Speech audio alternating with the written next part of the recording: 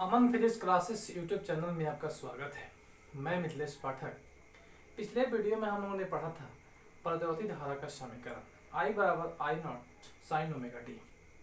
और पिछले वीडियो में हम लोगों ने यह भी पढ़ा था कि जब किसी चुंबकीय क्षेत्र में किसी कुंडली को घुमाते हैं, ओमेगा कोणीय वेग से हम लोग लिखे थे, तो किसी कुंडली को घुमाते हैं तो प्रत्यावर्ती धारा उत्पन्न होता है। ठीक है, तो प्रत्यावर्ती धारा का मान का मतलब होता है कि जो धारा का मान हमेशा बदलता रहता है। तो घूर्णन के क्रम में जब कुंडली चुंबकीय क्षेत्र में घूमती है तो दो स्थितियों में धारा का मान अधिकतम होता है।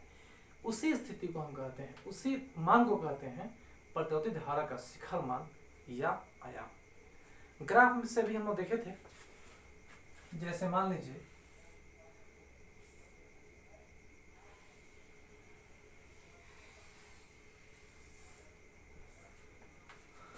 यहाँ पे शिखर मान एक यहाँ पे एक यहाँ पे, तो धारा का मान शून्य से शिखर सबसे अधिक मान फिर यहाँ बढ़ रहा है, फिर यहाँ से घट रहा है, फिर यहाँ बढ़ रहा है, फिर घट रहा है। तो देखिए धनात्मक दिशा में शून्य से शिखर मान को मान अधिकतम मान फिर शून्य, और फिर उल्टा दिशा में शून्य से शिखर मान फिर शून्य। तो जब कुंडली चुंबकीय क्षेत्र में घूमती है तो धारा का दो स्थिति में, एक धनात्मक स्थिति में देखिए और एक ऋणात्मक स्थिति में। ठीक है, धनात्मक चक्र ऋणात्मक चक्र, तो ठीक है पूरा चक्र तो यहाँ तक हुआ, शून्य से अधिकतम, अधिकतम से शून्य, शून्य से अधिकतम, अधिकतम से शून्य। तो दो स्थिति में सबसे अधिक मान को, अधिकतम मान को प्राप्त करती है। इसी मान को हम कहते हैं प्रत्यावर्ती धारा का शिखर मान या आयाम। इसे आई से सूचित किया जाता है।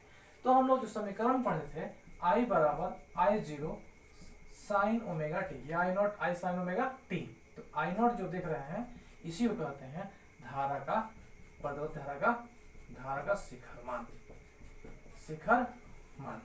तो हो गया, एकदम स्पष्ट है कि जब कोई कुंडली चुंबकीय क्षेत्र में घूर्णन करती है या गति करती है तो घूर्णन क्रम में जो प्रत्यावर्ती धारा उत्पन्न होता है उसका दो स्थिति में सबसे अधिक मान होता है।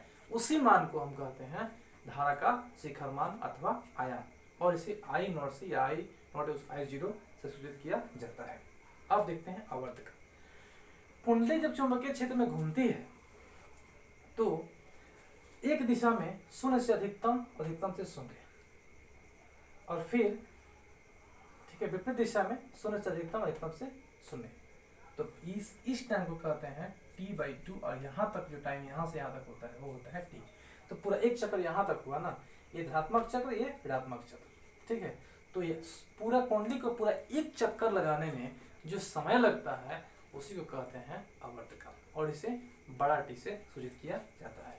तो ओमेगा बराबर 2π/T या T बराबर 2π/ओमेगा, ये हम लोग का हो गया।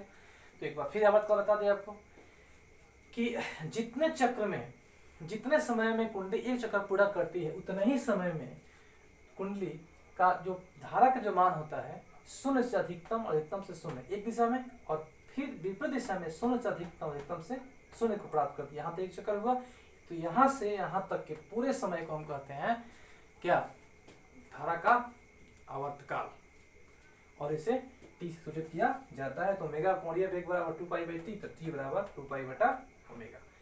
ये हो गया हमारा।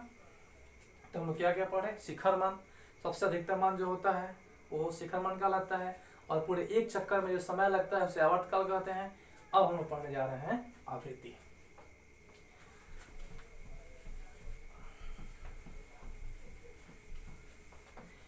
चुंबकीय क्षेत्र में जब कुंडली घूमती है तो एक सेकंड में जितना चक्कर लगाती है उसी को कहते हैं आवृत्ति। तो मान लेते हैं कि कुंडली 30 सेकंड में एक चक्कर लगाती है, इसलिए एक सेकंड में 1/T चक्कर लगाती है।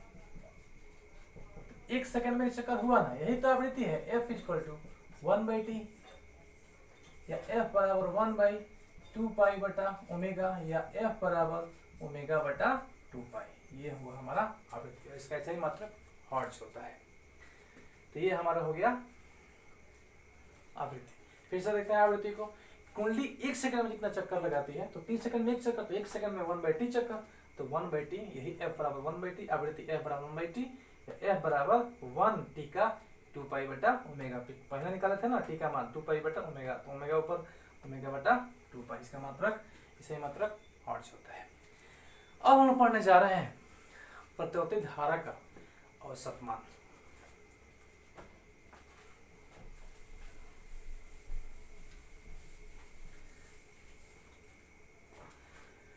देखिए, कुंडली जब चुंबकीय क्षेत्र में चक्कर लगाती है तो उसमें 2 चक्र हुआ, जो 0 से t/2 मतलब आधा समय, और t/2 से फिर t मतलब आधा समय फिर आधा समय, तो एक को धनात्मक चक्र कहते हैं, एक को ऋणात्मक चक्र, क्योंकि एक दिशा में अधिकतम मान को प्राप्त होता है और दूसरे दिशा में, विपरीत दिशा में भी अधिकतम मान को प्राप्त करता है। क्या प्रतिवर्ती धारा अपने अधिकतम मान को एक चक्कर में एक दिशा में अधिकतम मान को और उतना ही समय में विपरीत दिशा में भी अधिकतम मान को प्राप्त करता है।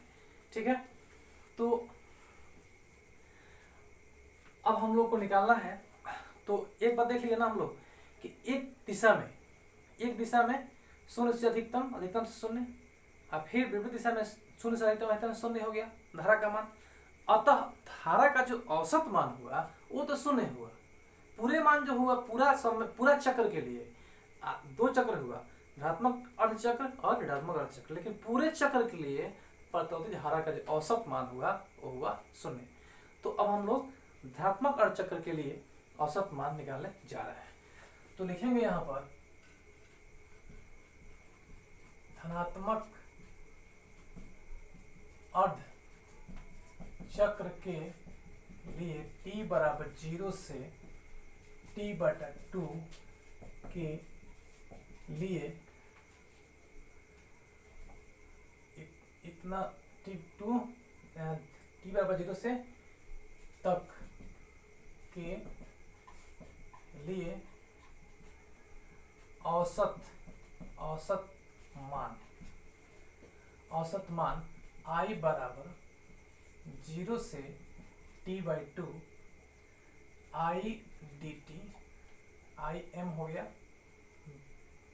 औसत मान के लिए, I बटा हो जाएगा t/2, या I m बराबर t/2 0 से t/2 I का I0 साइन ओमेगा t। ठीक है, तो I m बराबर 2I0/t 0 से t/2 साइन ओमेगा t। ठीक है, तो I m बराबर 2I0/t साइन ओमेगा का इंटीग्रेशन होता है cos minus cos omega t by omega 0 से t/2। अब I m बराबर 2I0t ओमेगा, और इसको माइनस को प्लस कर देते हैं, तो जब हम प्लस करेंगे तो 0 इधर और t/, मैथ डेफिनेट इंटीग्रेशन निश्चित समाकलन में हम लोग को ऐसा पढ़ना है मैथ में। तो I m बराबर 2I0/t ओमेगा, तो cos 0 minus cos omega t/2। अब देखिए 2I0/t ओमेगा का क्या होता है 2 पाई बटा t। ठीक है, अब cos 0 का हो गया 1 माइनस cos ओमेगा का 2 पाई बटा t गुणे t/2। I m बराबर 2 से 2 कट गया, t से t कट गया, तो I0 बटा पाई 1 माइनस 2 से 2 कट गया, t से t कट गया, तो cos पाई माइनस 1, तो I m बराबर I0 बटा पाई 2 बराबर 2I0/पाई, तो I m बराबर 2I0 बटा पाई। ये हम लोग का औसत मान धनात्मक चक्र के लिए निकल गया। अब ऋणात्मक अर्ध चक्र के लिए I m का मान सेम उतना ही होगा -2I0/पाई। आप दोनों जोड़ देंगे तो हो जाएगा 0, इसीलिए पूरा औसत मान जो होता है वो 0 होता है। लेकिन धनात्मक अर्धचक्र के लिए औसत मान इतना, और इसको हम सॉल्व करेंगे 2/पाई का, तो 0.637 I0 बटा पाई होगा। इसमें जब डिवाइड करेंगे 2 पाई का मान 3.14 रखेंगे तो इतना मान आएगा। ठीक है, ऋणात्मक अर्धचक्र के लिए Im माइनस 2I0 बटा पाई। तो एक बार फिर मैं आपको इसको बता देता हूँ। ऋणात्मक अर्धचक्र के लिए t बराबर 0 से t/2 औसत मान कुल धारा बटा कुल समय, I का I0 साइन ओमेगा t होता है, 0 से t/2 और t/2 पूरा समय है।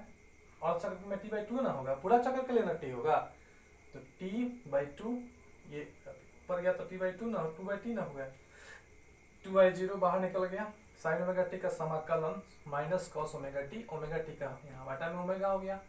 अब माइनस हटाने के लिए ये 0 ऊपर होगा, t/2 नीचे होगा, 2I0। ठीक है, upper limit minus lower limit होता है, तो cos 0 minus cos omega t/2, 1 minus cos omega का 2 पाई बटा टी इंटू t/t से t, 2 से 2 कट गया, यहाँ से t से t कट गया, 2 से 2 कट गया, I0 बटा पाई, और कॉस 180 डिग्री का मान होता है -1, तो 1 हुआ 2I0 बटा पाई। इसमें डिवाइड करेंगे तो इतना आ जाएगा। ऋणात्मक अर्धचक्र के लिए भी अब माइनस हो जाएगा यहाँ पर। ठीक है, तो हम लोग निकाल लिए कि प्रत्यावर्ती धारा का जो औसत मान धनात्मक अर्धचक्र के लिए इतना होता है। ठीक है, यहाँ भी हम लिख सकते हैं -0.637 I0 बटा पाई। अब यहाँ पर वोल्टता का औसत मान भी हम लोग निकाल लेते हैं साथ में। वोल्टता का औसत मान अभी तुरंत निकालेंगे, ज़्यादा समय नहीं लगेगा। जैसे Im अभी हम लोग निकाले थे, Im 2I0 बटा पाई। ठीक है, दोनों तरफ R से गुणा करने पर, तो Im into R 2I0 by pi into R, तो V बराबर IR होता है ना, तब ऐसे वोल्टता हो गया 2V0। तो ये वोल्टता का शिखर मान, ये आपका वोल्टता का क्या औसत मान हो गया Vm 2V0 बटा पाई। तो हम आज पढ़े हम लोग प्रत्यावर्ती धारा का शिखर मान I0 सूचित करते हैं, आवर्तकाल बड़ा T सूचित करते हैं, आवृत्ति और प्रत्यावर्ती धारा का औसत मान। नेक्स्ट वीडियो में हम पढ़ेंगे प्रत्यावर्ती धारा का IRMS। ठीक है, तो ठीक है, आज के लिए इतना है।